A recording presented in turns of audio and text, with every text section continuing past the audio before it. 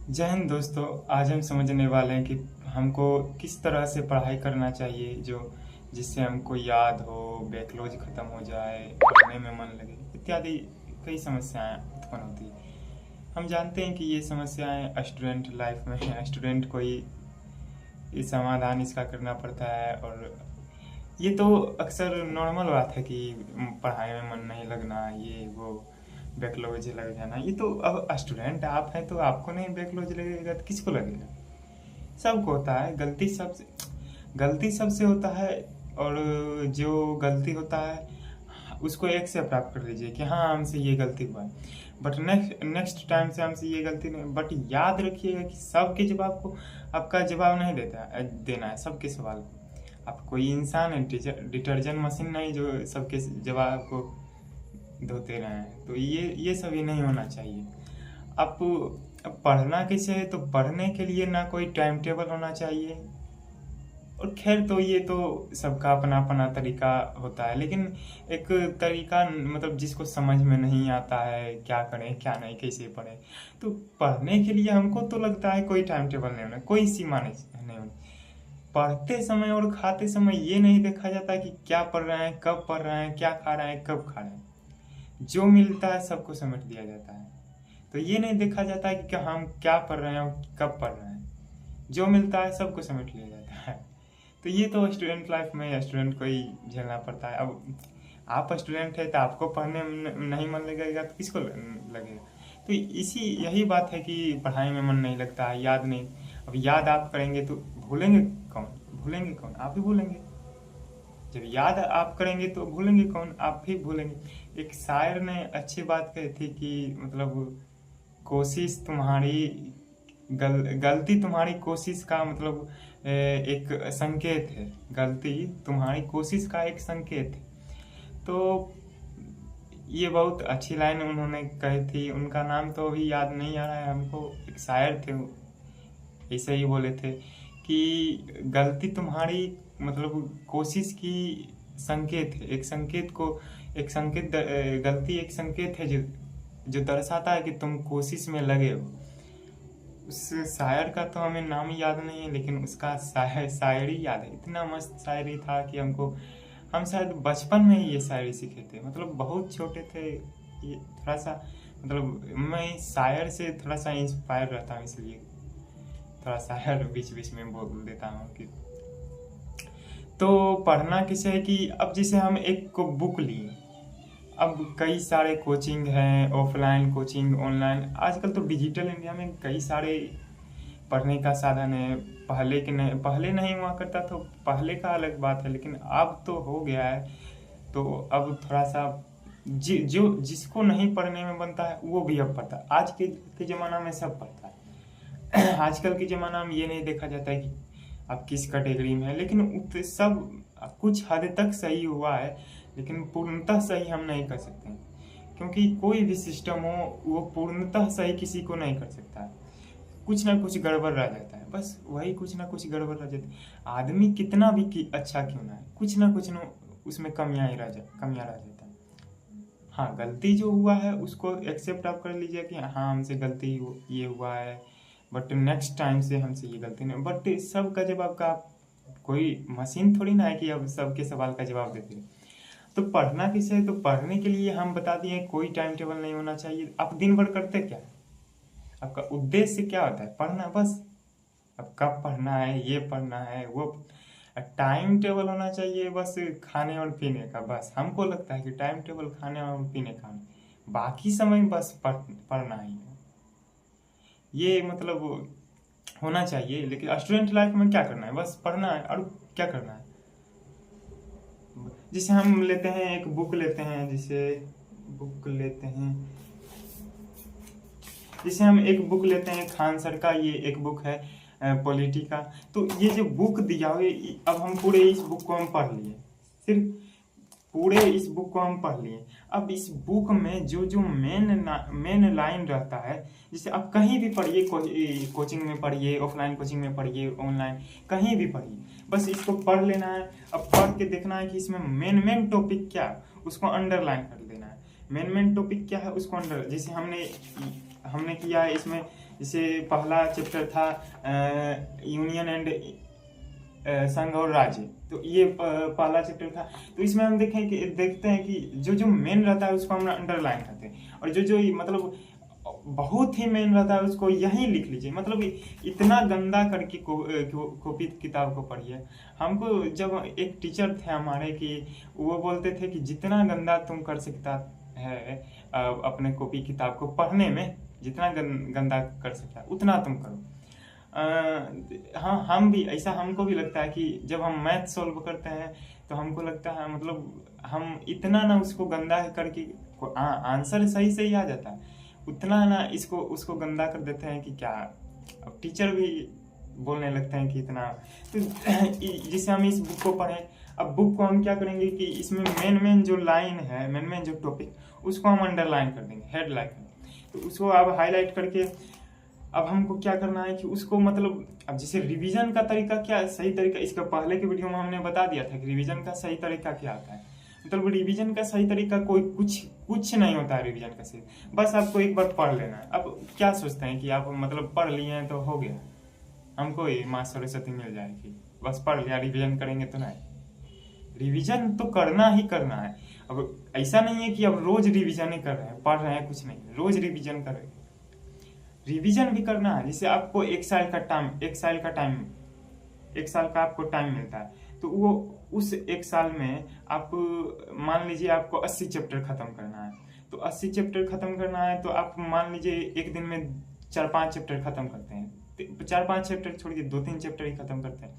अब उस 2-3 चैप्टर में अब एक याद भी करना है, एक लिखना भी है। तो पहले आप लिख लीजिए, पहले आप उसको पूरा लिख लीजिए। आज जिसे हम लिख लिए, आज पूरा हम पढ़ लिए, याद कुछ नहीं किए, पूरा पढ़ लिए, कल भी हुआ, कल भी पूरा पढ़ लिए, याद कुछ नहीं किए। तो याद कैसे करना है कि जब आपको लगता है कि हाँ हम भूल रहे हैं, ये हो रहा है, वो हो रहा है, हम भूल रहे हैं, अब हमको रिवीजन करना चाहिए, तो आपको लगना चाहिए कि हम भूल रहे हैं, दूसरे को नहीं लगना चाहिए कि आप भूल रहे हैं। क्योंकि दूसरा ही आपका जीवन को सफल नहीं बनाएगा। जीवन को सफल बनाना है तो आप ही बनाइएगा, दूसरे के जीवन से दूसरे आपके जीवन को सफल नहीं बना सकता। तो जो जो भी मेन टॉपिक है उसको हाईलाइट करके रखना है, और जितना आपको गंदा कर सकता है आप उतना गंदा करके पढ़िए। मैथ हो चाहे कुछ भी सब्जेक्ट, कोई भी सब्जेक्ट हो, मैथ हो, साइंस हो, ये हो, संस्कृत हो, ग्रामर हो, जितना भी हो, सबको आपको मतलब इतना अच्छे तरीके से पढ़ना है, कुछ भी 1% भी नहीं छूटा रहना चाहिए। ऐसा मतलब ऐसा पढ़िए कि दूसरों को भी पढ़ा दें। ऐसा मेरे एक टीचर थे, मेरे प्रिय टीचर थे, वो कहते थे कि ऐसा पढ़ो कि दूसरों की भी पढ़ा दें। तो ये जिसे हम बुक पढ़ें तो बुक को अब जो मेन टॉपिक रहता है उसको हम हाईलाइट कर देंगे। अब मैथ कैसे पढ़ना है, इसमें हम दो सब मतलब संकेत देंगे, मतलब हिंट्स देंगे कि मैथ कैसे पढ़ना है, कि साइंस कैसे पढ़ना है, संस्कृत कैसे पढ़ना है, ये सभी। तो मैथ पढ़ने का सबसे बेस्ट टाइम मेरा मानना है, जैसे आपका मानना कुछ होगा लेकिन जिस स्टूडेंट को पता ही नहीं चलता है कि कब पढ़ेंगे, तो मैथ पढ़ने का सबसे अच्छा टाइम होता है रात को। आप मैथ यानी रात को आप मैथ पढ़िए जब आप सोने जाते हैं, मतलब जितना भी हो रात में आप जहां तक पढ़ सकते हैं वहां तक आप रात में पढ़िए। और साइंस पढ़ने का क्या है, तो आप साइंस सुबह को पढ़िए, सुबह को पढ़िए, मतलब अच्छा लगता है साइंस पढ़ने में सुबह को, और रात में मैथ पढ़ने को। तो ये सभी तो आपका जनरली होना चाहिए। और संस्कृत के क्या है, और आपको लगना चाहिए जैसे आप एग्जाम करीब आ गया, एग्जाम मान लीजिए 1 महीना पहले करीब है, तो संस्कृत में हमको टोटल 12 या 24 जितना भी सब्जेक्ट हो, तो संस्कृत कब पढ़ना चाहिए, जब एग्जाम करीब आ रहा है, 1-2 महीने पहले ही पढ़ना चाहिए, 1-2 महीने पहले संस्कृत को पढ़ना चाहिए। और जिसे अब साइंस पहले खत्म कर लीजिए, अब एक दिन में तो पूरा चैप्टर तो होगा, पूरा से सब्जेक्ट तो होगा नहीं। हम भी एक स्टूडेंट है तो हम भी नहीं बोल सकते हैं कि एक दिन में मेरा पूरा सब्जेक्ट क्लियर हो पाता है चैप्टर। तो हम जैसे आप 6 सब्जेक्ट लिए हुए हैं, तो 3 सब्जेक्ट को आज पढ़िए, 3 सब्जेक्ट को कल पढ़िए। अब जो 2 दिन पढ़ लिए, अब हमारा जो अब अगला 2 दिन रहेगा, उस दोनों 2 दिन में हम रिवीजन सिर्फ करेंगे। कोई बोलता है कि सर 1 दिन में रिवीजन नहीं होता है, भैया 1 दिन में रिवीजन नहीं होता, तो रिवीजन 2 दिन में कर लीजिए। उससे क्या, 1 दिन में, दूसरा दिन में होगा, तीसरा दिन में होगा, चौथा दिन में, 5 दिन लग। रिवीजन करने का कोई मतलब सीमा ही नहीं होना चाहिए, पढ़ने और सीमा ही नहीं होना चाहिए उसका। जब मन होता है पढ़ लेते हैं। उसका टाइम टेबल कोई फिक्स नहीं होना चाहिए। टाइम टेबल कौन बनाता है? अब सुनिए, टाइम टेबल कौन बनाता है? टाइम टेबल वो बनाता है जिसको पूरा का पूरा टाइम मिलता है, पूरा का पूरा टाइम, यानी 24 घंटा में 24 घंटा उसको कोई काम ही नहीं करना है। ये सब तो बड़े लोग का होता है, तो ज़्यादा इस पर नहीं बोलेंगे। कि टाइम टेबल वो बनाता है जो मतलब सब मतलब पूरा टाइम उसको मिल पाता है। अब जैसे हम लोग क्या है, आप लोग क्या है, तो आप लोग एक मिडिल क्लास से आदमी आते हैं, तो हम लोगों को बहुत काम आता था। हम भी पहले रूटीन बनाए थे, आज की बात नहीं है, 6-7 में ही हम रूटीन बनाए थे। तो उस रूटीन को हम 2-3 दिन तक बस फॉलो किए। तीसरा दिन काम ही इतना ना आ गया, तो कोई रूटीन मेरे सामने था, उसको हम फाड़ दिए और बिक दिए। क्योंकि रूटीन जब उस रूटीन को हम देखते थे, पूरा गुस्सा आता था, तो फाड़ के उसको बिक दिए। तो मतलब रूटीन कौन बनाता है? जिसको पूरा पूरा टाइम मिलता है। हम लोगों की क्या है, तो हम लोग रूटीन बनाएंगे, आज फॉलो करेंगे, कल से फिर काम आ जाएगा। तो ये नहीं होना चाहिए कि मतलब अब पढ़ने का मन किया तो तभी पढ़ेंगे, और पढ़ने का मन किया तो नहीं पढ़ेंगे, ये नहीं होना चाहिए। हम ये करें कि सीमा नहीं होना चाहिए कितना घंटा पढ़े। अब कोई पक्षी बोले, कोई पक्षी को बोलिए कि आप कितना घंटा उड़ते हैं, तो वो बोल पाएगा हमारा तो काम है उड़ना, तो हम उड़ेंगे। तो स्टूडेंट लाइफ में क्या, तो हमारा तो काम है पढ़ना, तो हम पढ़ेंगे। कितना पढ़ना है वो तो डिपेंड करता है आपकी क्षमता पर, कि आपकी मतलब कितना आप पढ़ सकते हैं। एक पक्षी है तो वो आप कितना उड़ सकता है, उसका तो काम है उड़ना। नहीं उड़ेगा तो वो खाएगा, मतलब उसका तो जीवन ही आप यापन ही उड़ना। तो स्टूडेंट लाइफ में क्या है, तो स्टूडेंट का लाइफ ही मतलब है कि सिर्फ पढ़ना। तो ये नहीं होना चाहिए कि आप पढ़ने में मन नहीं लगा, अभी मन नहीं कर रहा है तो पढ़ने के लिए इसलिए हमने पढ़े। जब आपको समय मिले तब आप पढ़िए। हाँ, घर के काम भी कुछ करना है, घर के काम में भी कुछ मदद करना है, लेकिन मेनली हमको तो लगता है डेली आपको 7 से 8 घंटा तो जरूर पढ़ना चाहिए। 24 घंटा में 7 से 8 घंटा तो जरूर पढ़ना चाहिए। 7 से 8 घंटा हम मानते हैं कि ये 7 से 8 घंटा में आपका पूरा सब्जेक्ट तो होने वाला तो नहीं है। 3-4 सब्जेक्ट होगा, कोई दिक्कत नहीं, अगला दिन हो जाएगा 4 सब्जेक्ट। तो ये आपको ध्यान में रखना है, माइंड में रखना है। मैथ पढ़ने का सबसे अच्छा टाइम होता है रात को, साइंस पढ़ने का सबसे अच्छा टाइम होता है सुबह को। और सही में एक मेरे आपको बताएं कि एक मेरे प्रिय टीचर थे, वो बोलते थे कि मतलब सुबह को साइंस पढ़ना चाहिए, तो हम उनके बात को फॉलो किए, तो सही में निकला कि सुबह मतलब अच्छा लगता है पढ़ने में, माइंड में भी घुस जाता है। तो ये सभी होता है। तो हम समझ, अब संस्कृत को किसे पढ़ना है, तो संस्कृत को 2-3 महीना पहले एग्जाम से पढ़ना है। संस्कृत मतलब सबसे साइड में रखना है, पढ़ना भी है सबसे, लेकिन सबसे साइड में रखना है। अब ये नहीं कि पूरा साइड में रखना है, साइड में रखना है। और जब मेनली जिसे हमको मैथ में कुछ नहीं आता है, तो मैथ को हम सबसे ज्यादा टाइम देंगे। क्या, मैथ को हम सबसे ज्यादा टाइम देंगे। संस्कृत में कुछ नहीं आता है तो संस्कृत को हम ज्यादा टाइम दे देंगे, ये सभी होना चाहिए। साइंस में कुछ नहीं आता, साइंस को हम ज्यादा टाइम देंगे। तो ये होना चाहिए कि आपको मतलब 6-7 घंटा डेली पढ़ना होगा, 6-7 घंटा डेली पढ़ना होगा। वैसे तो पढ़ने के कोई सीमा नहीं है, हम अभी ये बताएं कि पढ़ने का कोई सीमा नहीं, अब कितनों भी पढ़, 12-13 घंटा, 24 घंटा में 20 घंटा भी पढ़ लिए, उससे डिपेंड करता है कि आप कितना पढ़ते हैं। अब कोई पक्षी बोलेगा कि हम इतना उड़ते हैं, तो उसका तो काम है उड़ना। स्टूडेंट लाइफ का क्या है, तो इसका तो काम है पढ़ना बस। अब बच गया इंग्लिश। अब इंग्लिश क्या है, तो इंग्लिश तो कंपलसरी, मतलब बिहार बोर्ड की बात किया जाए तो इंग्लिश तो कंपलसरी होता नहीं। तो इंग्लिश को ऐसा नहीं कि छोड़ देना है, इंग्लिश को भी पढ़ना है। इंग्लिश को सिर्फ हम जी सब फॉलो करते हैं।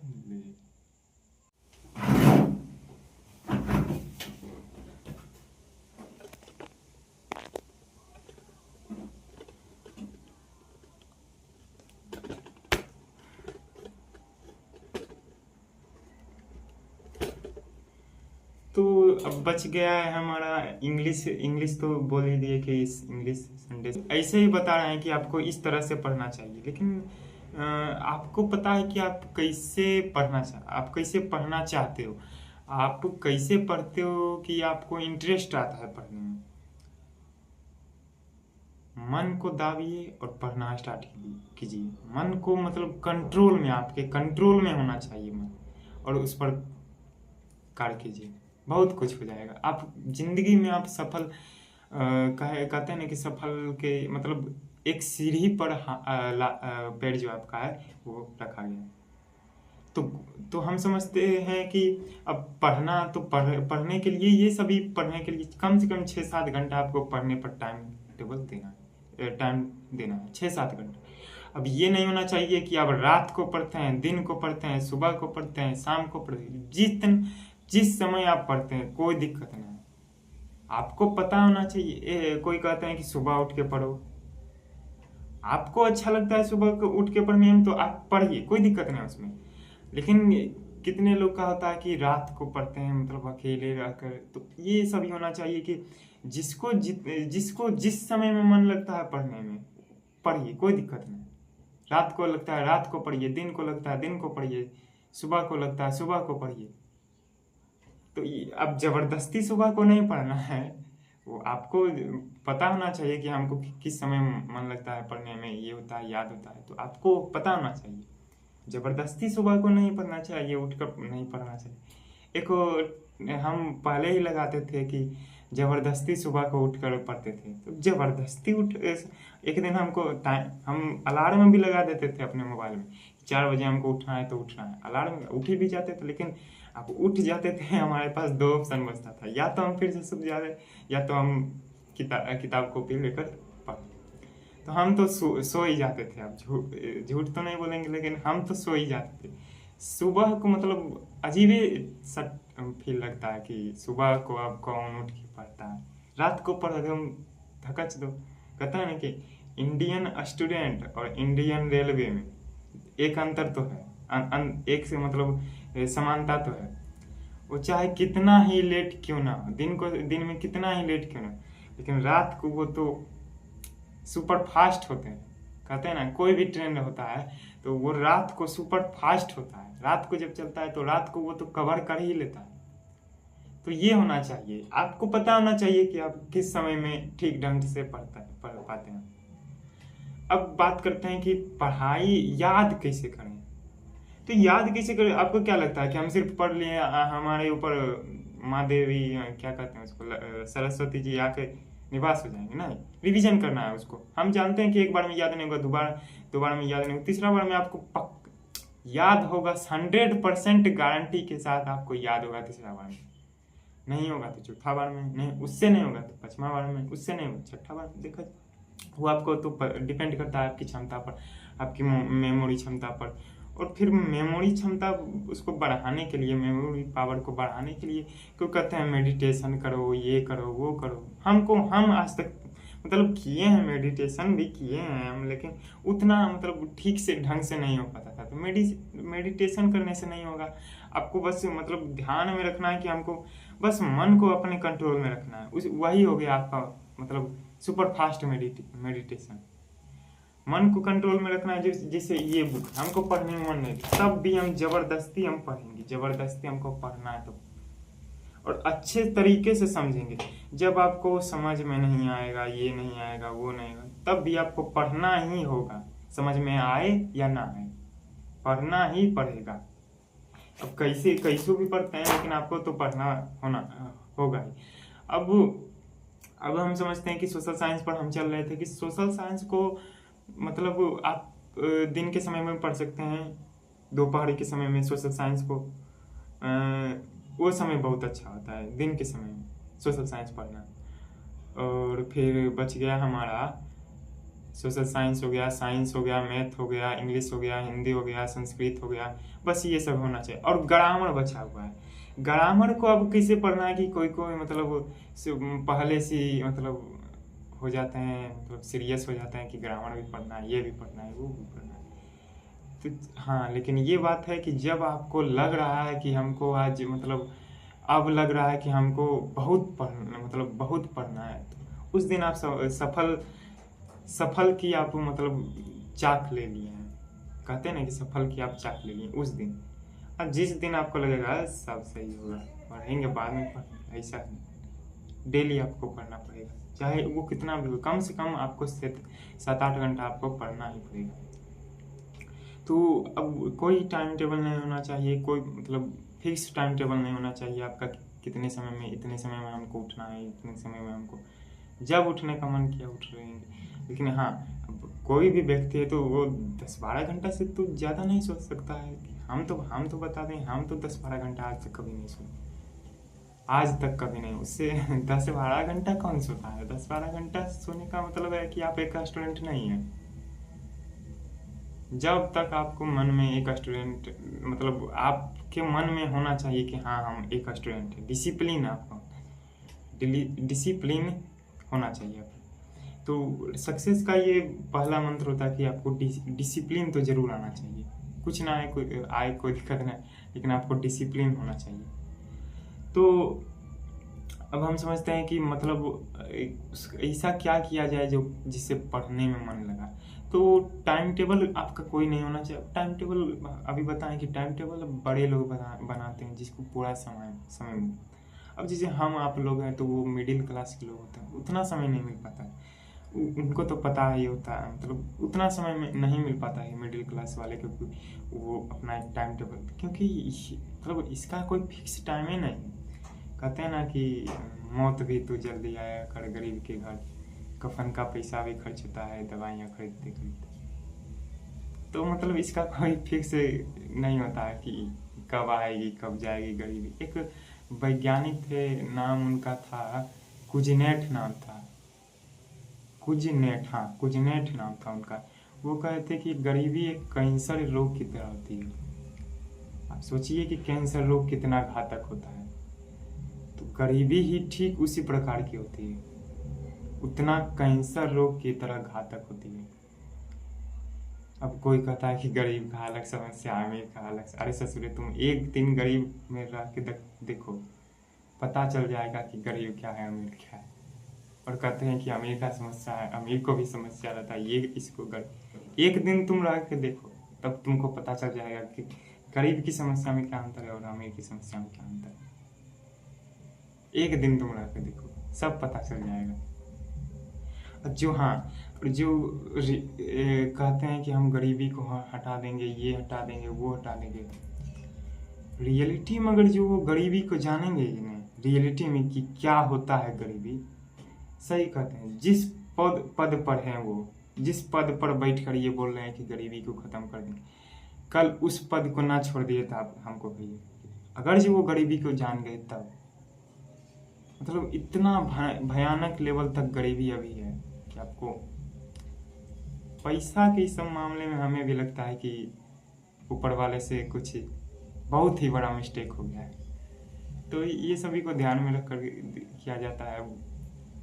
अब हम आप लोग के क्या है, तो हम आप लोग बाहर का भी काम किए हैं, खेत का भी काम किए हैं, ये का जो वो जिसे अभी हाल ही फिलहाल में नीट का पेपर लीक हुआ है।